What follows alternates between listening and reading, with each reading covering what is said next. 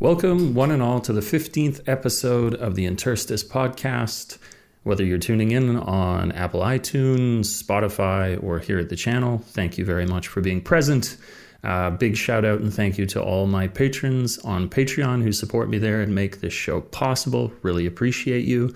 If you would like to get your questions answered in the second half of the podcast, please do write me at davetrippanon@gmail.com. Be more than happy to answer your questions here on the show. So I got a avalanche of questions and emails again, so that's great. We're not going to have any shortage, and we're not going to have the show be any shorter than the usual hour as it was the previous episode. Now, this is kind of cool. Today, I had this topic I wanted to talk about as I went down a rabbit hole on YouTube. I can't remember exactly what it was. I think it was just in the algorithm. I was suggested a cool video. The algorithm was working. And then it got me to reflecting on things here in Japan, which I think it's cool. So basically, I saw this video pop up that said, what did 1950s teenagers think of the experience of going to university, and what did they really think their futures were going to be like?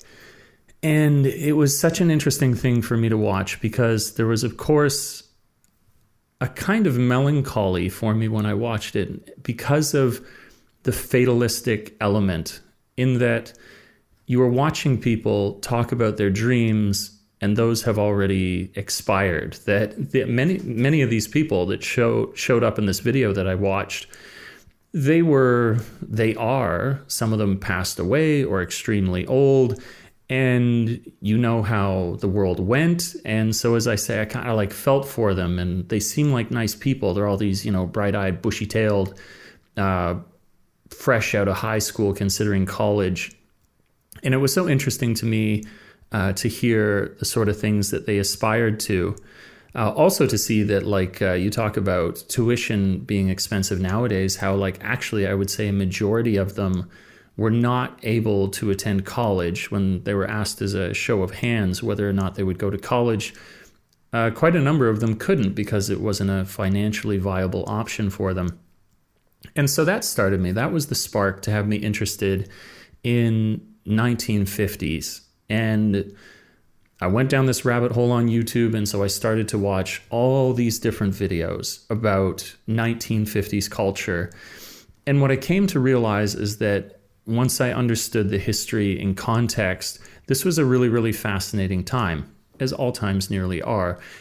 But this very specifically so for an interesting set of reasons. Now, these children had come out of or followed a generation that had really suffered, had some really, really challenging times.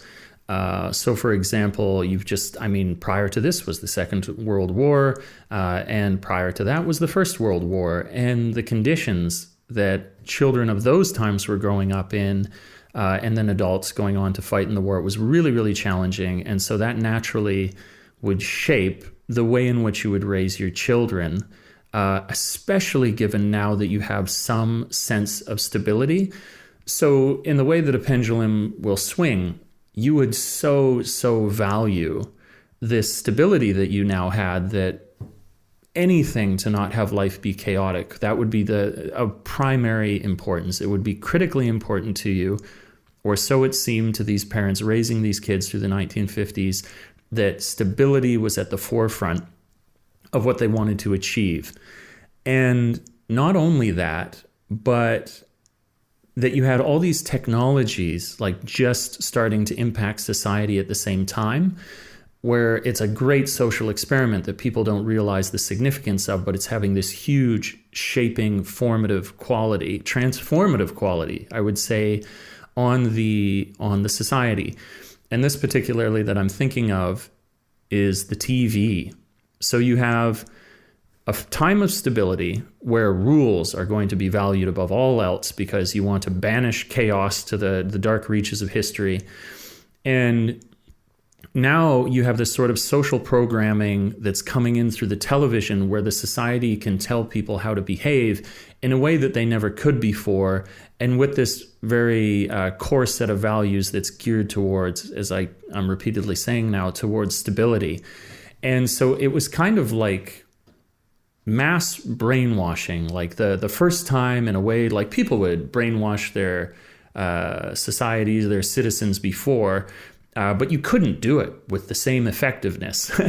And what stood out when you heard people talking about the society at that time was that there were rules. And these rules, you didn't even, they were unspoken, but they kind of permeated the air. And it would come in through the television, it would come in through the radio, it would come in every single aspect of your life. There were these rules that were being dictated to you, and whether you were told directly or, as I say, they were unspoken, they were really shaping your whole experience of life. And these rules were stifling. These rules were a way that you should live your life, but because the rules were so, how to put this, because the rules were so strict, because the rules were so omnipresent, and because there were no alternatives to these rules, there was a strict way, there was no deviation from these, that, of course, anyone who didn't align to these was going to feel ostracized, was going to feel out of place, and would feel like there was some sort of degenerate if their fulfillment, the way in which they interpreted life, not deterred, but deviated from these set of rules. And all I could think was how it was interesting that this, in a sense, was fated, that it's not that the parents were particularly cruel, it was that they were the parents to these 1950s children, but they came from a time that was cruel, that of course they were going to value stability, of course they were going to value these rules above all else, because they came from a time when they saw, if you don't have rules, if you see humanity unleashed on the world, if you have unchecked violence, what it leads to. They saw examples of this. And so they were fated to act this way towards their children.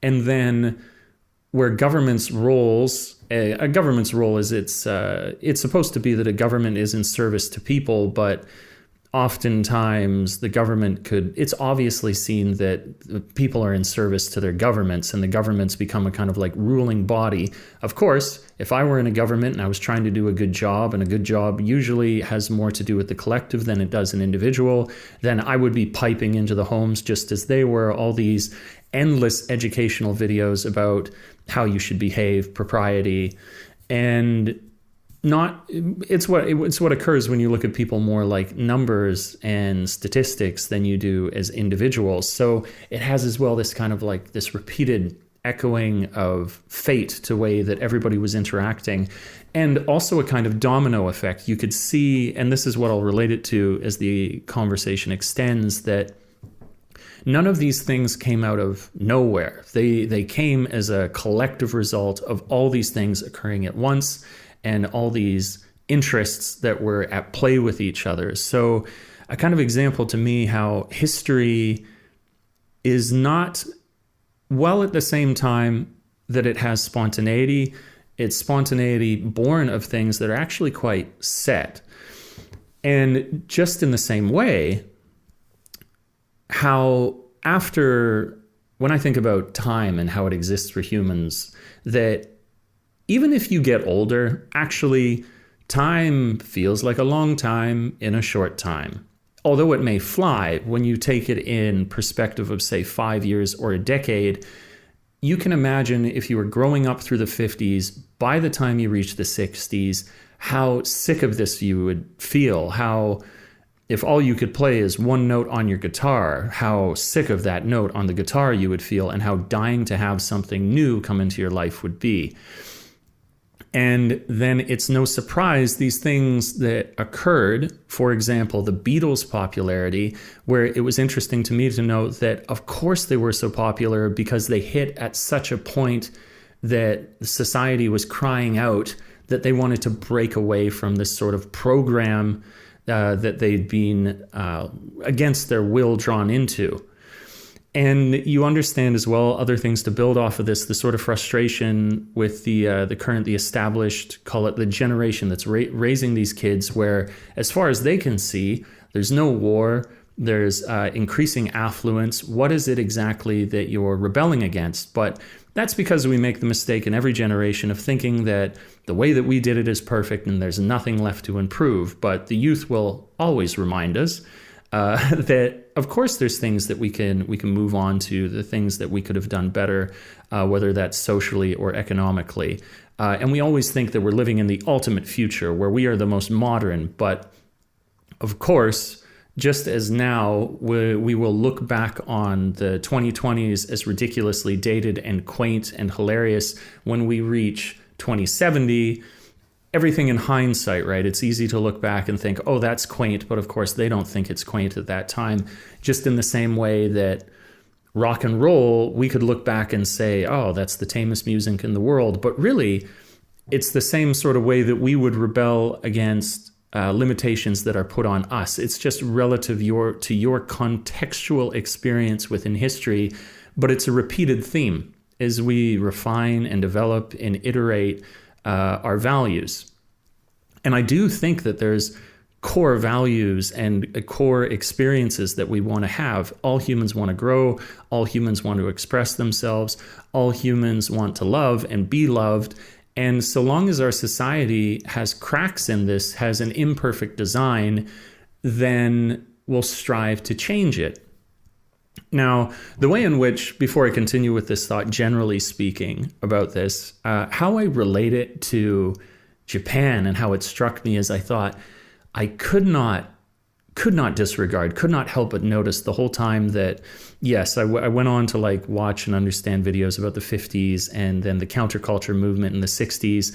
But the way that it described the 50s and these sort of unspoken rules that you had to adhere to that was like culturally oppressive, it reminded me of Japan. And I thought, isn't that strange that that's something that obviously it's expressing itself differently because the Japanese come from a much different history, but this idea of unspoken rules which dictate the behavior and your expected adherence to them, where we grew out of that in the West, but for whatever is different psychologically here in Japan, that sort of way that you would expect your population, your citizens to conform is still something very much alive and well here, and kind of enters into a new interesting conversation where can that work in a modern context, or will people still strive to move beyond it? Because we moved beyond it in North America.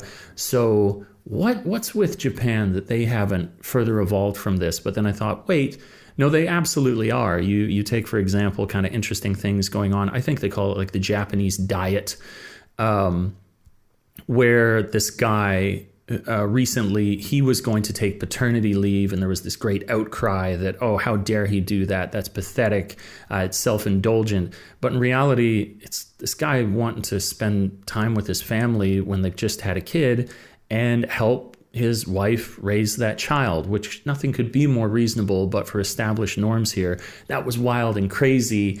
And was such a highlight for me where I thought this is such like 1950s thinking that the man goes to work and he doesn't see his family, and that's the way it's been and the way that it should be. And how, like I say, we sort of assume that however we suffered is the right way to suffer. That's another kind of funny thing that I've touched on in the podcast before, where it's like, so long as you experience that, then there's such a temptation to look back at the next generation coming up and feeling like, well, it sucked when you had to do it, but they should have to do that because you went through it, like a kind of, call it societal hazing that we go through. But that's what the youth innately push back against, kind of questioning, is it necessary that I should have to suffer like you suffered? And I feel that there are individuals in each generation that transcend that. I think that they get beyond it and they realize as they get older, like, why is it necessary that I inflict that backwards? So yeah, it really struck me that the Japanese are doing the same thing, that I noticed in these videos regarding North America in the 1950s and in the impressiveness of their sort of call it like politeness, their cultural politenesses. And I think because there's like there's an overarching different mentality, obviously, than in the West, that they're going through it in a different kind of way, which you might say is slower. In fact, I think it is slower. But as I've established now, I think that there's these elements that will continue to... I don't think that it is a flat blanket rate that, oh, it's just that Japanese people accept cultural pressure and that you should follow unspoken rules more, and that's just the way that Japanese people think. I think it's that they are more in tune with what is virtuous in that than we ever were, and so they more slowly adopt away from it. But the example that I was talking about with a friend the other day is how we're iterating through each generation of youth that comes up. But we will usually, hopefully, what each youthful generation is doing is iterating, improving on what was, how would you say, what was malfunctioning, what was not working in the way that your culture had established itself, but keeping what is good about it. So, for example, before we go to the Japanese example, I would say in North America, egotism and individualism. Well, North America is like world famous for this, like the Superman, the strong individual, America most of all. But you can absolutely see lots of Americans who they've called into question, like, what is it with it? There's something is not quite right about this hyper egotism and this like hyper materialism that we're all participating in. And they want to adapt that. They want to adapt more inclusive social ideas. They want to be more egalitarian, consider each other. And these, you would say, are all sort of like collectivist mindsets from the East, that the East has traditionally had. But at the same time, they do still appreciate the benefits of being an individual. And so they're sort of they're leaning away from hyper egotism, but they still get what it is that's really, really good about being a strong individual. And that's their improvement. That's their iterating and improving on what the culture's kind of base strength is, individualism, but then adjusting it, tweaking it into something that's a more perfect, refined form. And then in the East, in Japan specifically, where they understand what's beautiful about being selfless and a part of a group, but you get, just in the same way that you have millions of North Americans questioning hyper-egotism, you get all these Japanese people who question the herd mentality, that question hyper-collectivism, where they ask the question, why is it that I'm not supposed to matter? Why is it that I have to not have interests? Why is it that I'm not worth anything other than in the context of a greater whole? And they are now iterating and improving on that base value, which is very good in their society, but that is somehow a little bit out of whack, not totally functioning as well as it could. And yeah, it was cool to me to see each culture progressing forward, using that word that I'm so fond of, iterating on what they had before, but also how the way that they're iterating, the way that they're improving is, of course, deeply in tune with what is their society's major flaw. So in the West, hyper-egotism. In the East, hyper-collectivism. And that we move forward. And it's cool to me. It seems, I'm using this word a lot here, a sort of fated thing that they would realize this for, as I say, what I'm kind of suggesting are these fundamentals to being human that guide us. It's like we innately know that there's a better way to live. And I don't know if it's just that we innately know, or it's that we're in touch with a sort of like core set of principles. Like, is it specific virtues we're in touch with, or is it more that We simply know that things could be better, because those are slightly different concepts to each other. But nonetheless, they move towards a very similar thing. Now, I thought it was really cool too, like how this attaches to another concept of thinking about that nothing happens by mistake. That I liked to see when I looked at these historical moments in the 50s and then the 60s, the counterculture movement, how nothing was happening for an accident, that the Beatles' popularity was not a mistake. It was kind of like this boiling over of like the social mindset of that time. And where I thought that it's easy to become lost in your life and not seeing it as having a place in history.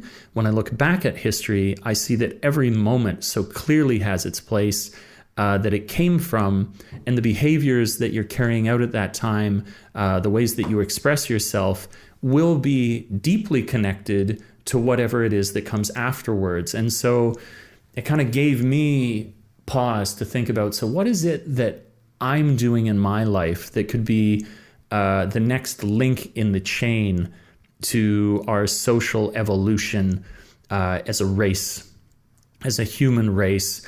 And it connected me. It grounded me to think that like it does matter, especially as you act. Like if inaction is the only thing that doesn't have place in history, unless that in itself is a whole movement where people en masse have decided a sort of like pacifism of inaction.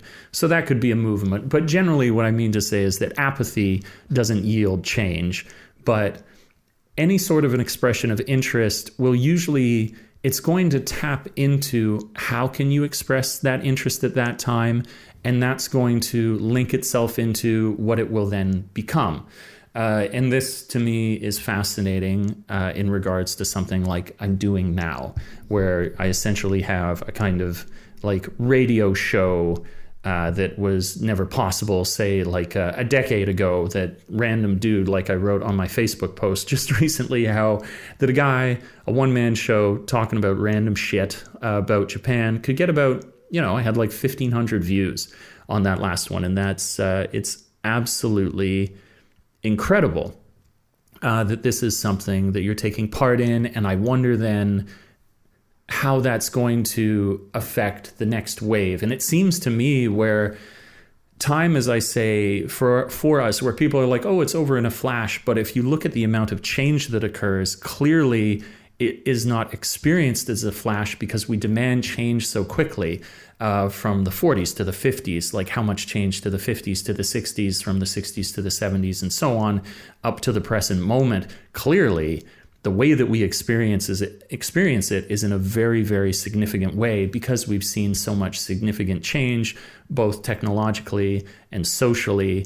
And these two piggyback off of each other, where with the greater technological changes, it allows for more rapid social change, because you can share ideas so much more quickly, which is fascinating to me. And it's given me pause. Like I say, like, do you really believe what you're doing? That was the other thing, kind of tapped into like the sort of, in what ways, when I looked back that they're getting programmed in the 1950s, I was like, how am I being programmed now? And I'd like to think far less so, because when you look at the way that they were being programmed, it was because they were fed a very specific stream of information, where because of things like YouTube, for example, if you're not careful, you'll feed yourself some horrible shit because you have a bad day, you look something up, and then all the algorithm gives you is garbage and hateful things and sad things. But you can definitely, if you're aware of that, if you reflect on it and realize, okay, I could be looking up something to learn, something to improve, then you won't so easily fall victim to that pitfall. And it's cool to at least have two options. You're like, oh, there exists the potential that I could do something that's really positive, and I have to watch out for overly indulgent, sad, self-destructive inputs that I can give to myself. The technological change will be really interesting. For one example, like to put this in context, where a lot of people I was, again, talking to a friend, and he had pointed out, he said, well, isn't a lot of YouTube just garbage? Isn't a lot of just people sharing like the most inane, banal nonsense that nobody really benefits from? And I said, yes, that's entirely true. But when I think about how individuals have been empowered like they never have before, for example, I was looking up the number of channels that have 100,000 subscribers. Now, it was something like, I can't remember the exact figure. I wish I had somebody be like, pull that figure up. Maybe one day I will, that it wouldn't so disrupt the podcast. But let's just ballpark it here. I think it was like 100,000 channels. People who had 100,000 subscribers was somewhere around, let's say there was like 250,000 channels that was like that. Let's say give or take 50,000.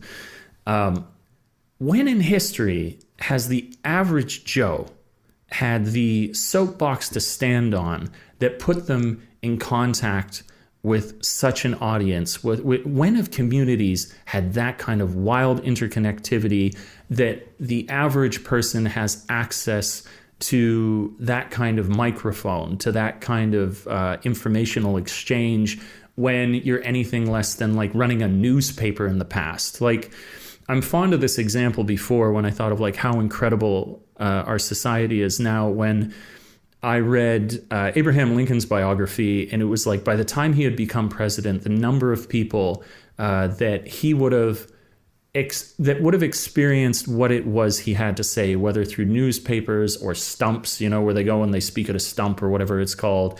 And it was something like the population of like 50,000 people that he would have talked to at that point. Whereas the average person, by the time they're 20, has had their opinion shared with, in nowadays, like 4 million people as a result of social media. And that just like blew my mind. Like, of course, there's massive change that's going to result with that kind of interconnectivity. And it's a topic that I'm really, really interested in to see. And if you're looking at this and you're aware of it and you're watching for it, like when we can look back at the 80s and we have such iconic elements coming out of that, for example, like the big shoulder pads, the big hair, the sort of like synthesizer music, because that was a new technology that was available in music. The things that characterize a decade. I'm so curious, what will characterize the 2020 to 2030? There's a lot of obvious things, I think, in sort of like existential concerns that we have, but I want to know more than that. I want to know, like, as a result of what has come now, as I say, these sort of like social changes that have happened, both, as I say, like in Japan, becoming more individualistic, in North America, becoming more, I would say, egalitarian, less hyper egotistical. What does that portend? What will that become? All really, really interesting topics. Not that we shouldn't enjoy the moment now, of course, because all this thought about the future or the past, and you fail to see what's in front of your nose and so amazing now. Let's consider for a moment, shall we, the value of solitude. This is something I was thinking about today, where I was recording for the following video, not for the podcast, and I had gone out to this, I have so many parks around me now, which is wonderful. And I go out to these parks, and on a day like today, where it was so beautiful, the sun is out, but it's not too hot. There's a light breeze, and you get lost in what it is that you're doing. And not only are you lost in what it is that you're doing, but you're lost in this while you are alone, because I'm out there by myself. And to me, I always wonder about these. I wish I had a better sense. I look forward to when we are able to better record our biometric information to see what our brain waves are like in that moment, because I'm walking around, I'm setting up shots, I'm focused. I'm thinking of a number of different elements to do with like cinematography and photography. But it's weird, as much as my mind is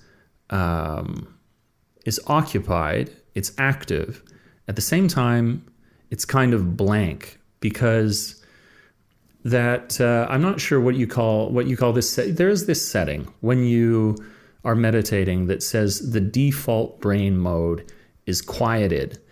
And I think the default brain mode is essentially what our brain does, that is the element to do with future prediction. Like, our brain is a future predictor, if not anything else. The neocortex, this thing that plans for us and looks for patterns and analyzes them, and basically allows us to figure out what it is we are going to do to optimize future events for us.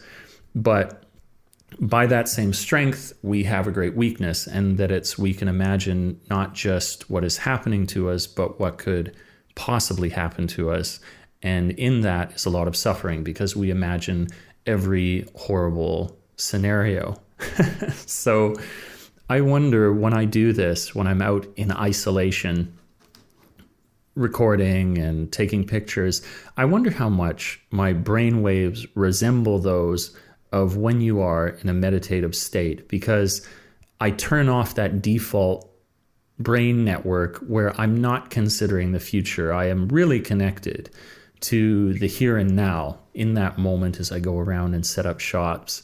And it's cool, because I think a lot of the time what we do in isolation, when we're not around anybody else, if we don't find something to do, why that state can be so terrifying for us is because all it is quiet with that default brain network running. So as opposed to like when you are distractedly at work or watching TV, this is a way to shut that thing down, but it's non-creative. It's where I described what I'm doing is active. I'm taking pictures, but then this other part of myself is calmed.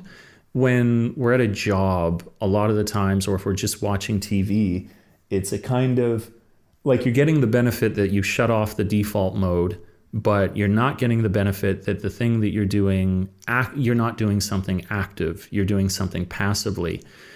So not experiencing the same sort of benefits you would were you filling that time with something that was more fulfilling. Now we got jobs and we gotta do those things, and I think I understand why people would enjoy just full-on passiveness, where they sit down in front of a TV. I do it all the time. But I think the most we can enjoy our time in isolation is when we're able to turn off the default mode, but engage ourselves in something that is a sort of, I've heard it described before as a flow activity, something that demands a sort of creativity from us, but that we can forget ourselves as we do, but we are still participating in. That's the big difference. Whereas you're not really participating in that show that you're watching, other than a sort of like limbic system emotional response. Yeah, I didn't have a great revelation, but it was definitely something that I considered today. The other was, and I thought this had a more important grounds to it, was this idea where I've been talking a lot about career. Like I just did a video about like when you come to Japan, will it kill your career? And I think that I can artfully, with evidence-based reasoning, say why that is not the case. It has nothing to do with pure optimism. It has to do with seeing things as they truly are, not how I wish them to be. And the truth of it is that you can do some really awesome things in terms of career. But I thought, to what end is that this is such a concern, that we're so concerned with a career? And this was also, I considered this in the context of watching these videos where the people from the 1950s were obsessed. That's what they did. They were like, oh, I can finally have a career and I don't have to get shot at. That's wonderful. But then it was such an oppressive decade where that's all you did, and that was the only way that you were allowed to think, that the counterculture movement and hippies arrived on the scene where they said, I don't want a career. I don't want to do that at all. So, and they found great fulfillment in that, and being hippies and trying to create a sort of alternative society to the one that they'd been raised in. So why is it then, what is it that we are going through now that I feel like there's been a re-emphasis on career. And I think where that comes from is, again, this sort of original source, a sort of like original need that we have. And where I talked early in the podcast about how we want love and to be loved, and we want to create and things of this nature. Well, I thought actually one of those fundamental needs that we have, perhaps the most fundamental, or perhaps you could say there's a holy triumvirate, or like there are several pillars. One of these would be purpose. Purpose as defined by, we get up in the morning and we feel like we exist, and somebody asks you, why do you breathe? And you say, because I can do this.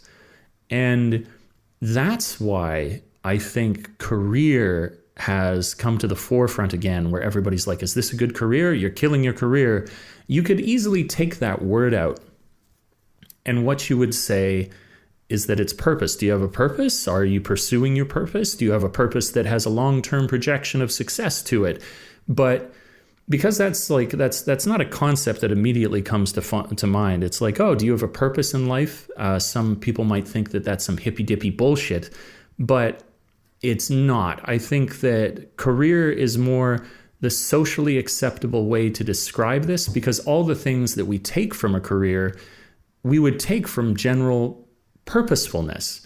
But where a career is more material and so therefore understandable, this idea of purposefulness is immaterial, and so then a kind of like a foreign concept and less easier to get, but I think actually cuts closer to the truth of what it is that we're trying to accomplish. Because career in a material sense for a lot of people doesn't make sense, and that's why I think we have this kind of like push back and forth between it, because just like people did in the 1960s, where they'd seen careers, it was defined by the decade prior to them, and they didn't want that. And what the people were doing in the 1950s is they defined their purposefulness through career, working at a job. Both those generations in the 50s and 60s, what they really wanted was purposefulness. They wanted a purpose in their lives, but the sort of material world is dictating to them what that preference might be. So where they could never have just a normal job before, well, when they found purposefulness in the 50s, they wanted that to be a career. But then when the next generation saw how stifling that was, if that's the only way that you thought, but they still felt in themselves this need to have a purpose, then they went on to express it through travel and free love and in all these different ways. And I think as history is cyclical, because you have your material world with the greater strength to inform you of what you're going to do. Now we have the material world again kind of closing in around us. We're grasping for purposefulness. What will we call this? Oh, we'll call it career again, because that's a word in modern vernacular that we can understand simply. I can hold it in front of us. We have examples of it.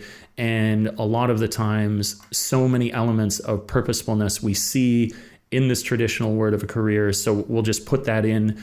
But then we've lost touch with what it is that we're fundamentally searching for.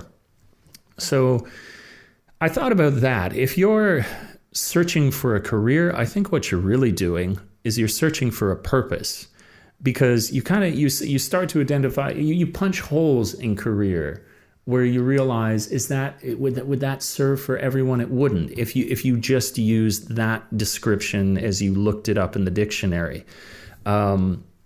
Where you have far more people, and I think this is more evidence for the fact that career is an impoverished word to describe exactly what is good for us, because there's so many non-traditional careers that don't even exist yet, that would be great for us, but because we don't even know that they are so near in the future, we couldn't even say was something we want to do.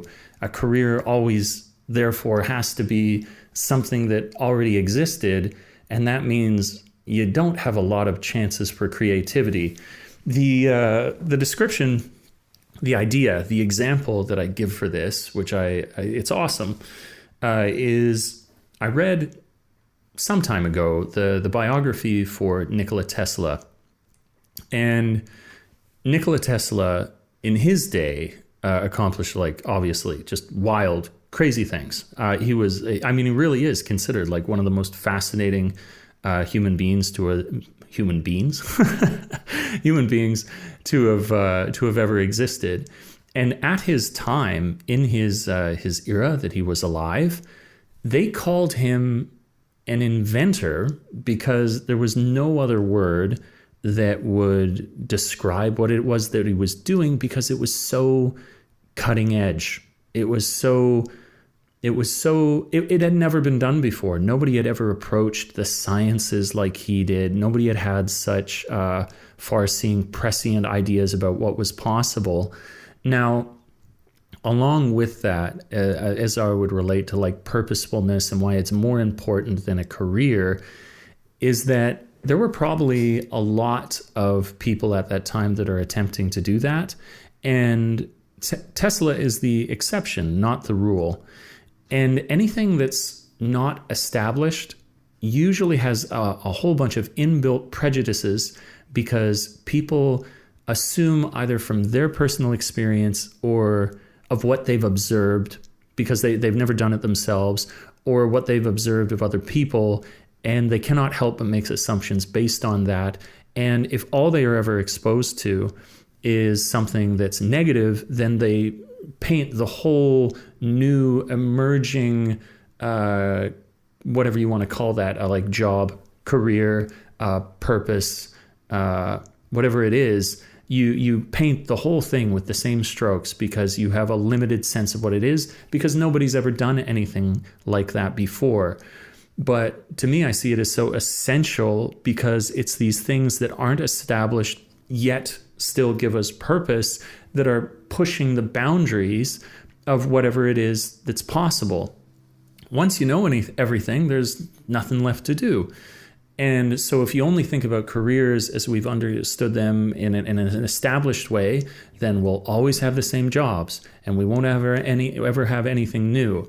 Like, I connect this kind of idea of like pushing against boundaries and how incredible that can be, but how kind of conscientious you have to be at the same time as you push out against these, to something like when I'm doing YouTube, it is like the last thing that I would ever mention to somebody if I was ever at work, for the very reason that I just stated, where it's such an emerging thing, been around for not that long, that the way that people understand a YouTuber, an influencer, is a quite undeveloped idea still, because it simply hasn't existed for that long. And so the presumptions, the assumptions that then can be made about that person are all over the place, and they are not usually complimentary.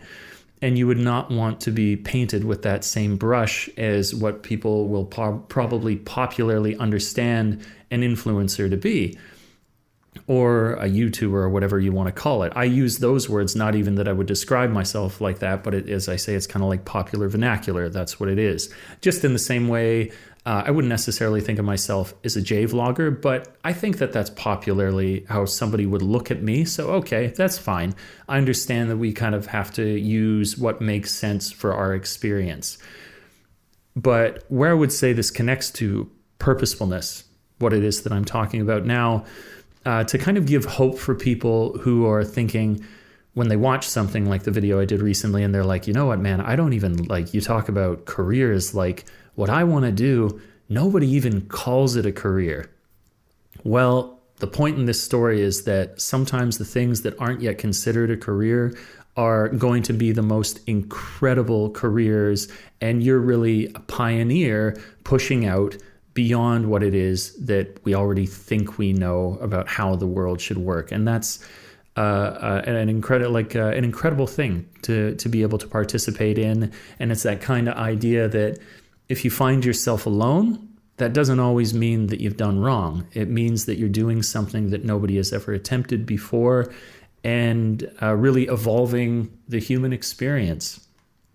So I've talked quite at length now about all these different topics that were ringing around in my head, but I did want to do some discussion of the question and answers. So now that we've ran through all of this, let's jump into the emails. So first one is from Andrew S. Reitenberg, and he says, "Hey Dave, I'm teaching in China for 4 years, and in that time, I've taught at one great school and 3 incredibly corporate training centers. When I teach at these money-driven places, I feel stressed by the lack of autonomy, the micromanagement, and scripted lessons, and the large class sizes preventing any progress and corporate focus on classroom techniques that sell, even when these techniques don't have anything to do with having a positive impact on your students. So for me, the jobs that are decent are few and far between. Have you ever taught at these kind of places? And how do you handle it?" Okay, cool. We'll go with this. All right. So what I would say, there's like 2 ways that I would address this. So the first is always that when you run into a situation like this, if you are in any way capable of changing it, that's the first question. It should be, if this sucks, can I get out of it? Because sometimes, I mean, there's like, you've got to make, what's the expression, right? It's like, grant me the intelligence or like the endurance to withstand that which I can't change, the courage to change what I can, and the wisdom to see the difference between the two. If you can see that this is an unchangeable situation, okay, I've got to endure that, but wait a sec. If this is an unchangeable situation, does the potential exist that I could just change it entirely? And do I have the courage to do that? So if you can, that's the first thing I say. It's easy solution. If a solution is in fact what you're after, switch, find something better to do. But then I do totally understand that there are going to be situations where somebody's like, I've been helping my sick mother and I haven't had money around to be able to do this, and I can't do that immediately. So what I think works here and in many of these situations is to bring down, first of all, scale, and then examine responsibility. So scale, both of these are easy. So scale would be that you look where you can have an impact that provides you with some sense of fulfillment. So that's usually, I mean, as far as teaching is concerned, with the relationships that you have. So if you're in a bunch of corporate classes that are horrible, but then you notice that in a couple classes you have those people who really do care and really are benefiting, and that's going well, focus on that, because you can see that there is a positive impact that you are indeed having, and that's really important. So that can awaken you to the fact that although it may seem like everything's horrible, look to remind yourself where things aren't, and that's very, very useful. Now, second to that, this is a really big one, equally as important, I would say, is to relieve yourself of the responsibility where things aren't your burden to carry. So it's really easy as we get caught up in jobs to take on responsibility for horrible situations where there has to come a point that if you've done everything that you possibly can and nothing improves, that you can put your hands up and say, I no longer owe my frustration to this situation. I no longer owe this any more wrinkles or gray hairs on my body, because I've given it everything that I can. And if I can look in the mirror and know that I have, then I no longer need to feel responsible for its failure. And this is where you have to kind of go zen on the situation and accept that sometime there is going to be that shitty class, those shitty situations, but the way that you are making through it is to detach yourself from the fact that it is shitty. That is not your responsibility to carry. And sometimes I think this even has the effect, like say you're dealing with difficult people, when you detach yourself and they see that, oh, this person's pretty zen about this, I found as far as relationships go, it can sometimes restore them. But that's when relationships are specifically concerned, which may not necessarily be the case. But the point here is that you give yourself distance, you put down that thing that you don't have to carry. And that's what I would recommend for that. So thank you very much for writing in, Andrew. I hope that was useful for you. Next, let's go to Alex. So this is from Alex. Alex, I believe, has followed the channel for some time. Your most recent episode of the podcast resonated with me in a way I didn't expect. Right on. Okay. I end up tuning out to what you're saying. Tuning out. Okay. But he had a good vibe. That's cool, Alex. Thank you. So scanning through here, let's see where the question is. Okay. This year, the contract of the district has ended. Now I've always intended to be my final year. I eventually want to return. Here we are. When you were applying for the job at the private school, what sort of qualifications and experience were they looking for? So Alex is looking to move on, to do a little bit shaken up with the current state of things in the whatever, public school or thing that he's in. So what sort of qualifications? I feel like teaching at private schools would serve as a good source of experience for when I advance to teaching in international schools. I would be careful to mention here that private schools and international schools can be equally awesome. Not all of them are made equal, but you shouldn't make the mistake to think that necessarily an international school will be superior to a private school. There's a lot of private school gigs that can be like up here, really, really, really good, and vice versa. But once you enter into that realm, it's more case by case than it is clearly that one is better than the other. So what I would suggest here, when you go into these situations where there's maybe a lackadaisical approach in some public schools to the way that English is taken, although there's new initiatives all the time to treat it more seriously, in a private school or an international school, they're not trying to reach that. They are at that. And I mean, if you're going to pay the amounts that people are to send their kids there, they're expecting that it's going to be on a higher level. There's going to be greater expectations in a private school for what is accomplished in English classes or oral communications or whatever else. So for that reason, where greater emphasis can occur are the places which you can gain experience to make yourself more of a viable candidate. So these three are specifically ACEN, speech contests, and speech coaching. I thought I had three. Maybe that's more too. So basically, if you can have had experience where you've done speech contests and coached people, that's going to seem like, all right, that's really, really useful. I remember the third, and a TESOL. That was the other one. So where I tell people, they're like, do I need a TESOL to get into Interact? And I'm like, hell no. It just doesn't matter for these stepping stone companies. But when it comes to these private schools and international schools, they want to see that because they're going to be operating at a higher level. So if you have a TESOL, then they're probably going to be doing speech contests. Well, if you can get any sort of coaching experience, so volunteer your time or offer that if the school isn't doing it currently that you're at, you're the man for the job, that would definitely be useful. And then as I say, usually public schools, although there is a low participation for it, not always low, sometimes there's actually pretty good turnout, but ACEN, so the test specifically that I believe this basically precedes if you were going to, when you're older, take the TOEIC, which is the other sort of national test that you could do to show off your English skills, that if you did training for people for ACEN, then those three combined and you will be a real appealing option for any sort of international or private school. So TESOL, speech contests, and ACEN, and that will absolutely, that you will stand out if you have experience in those three things.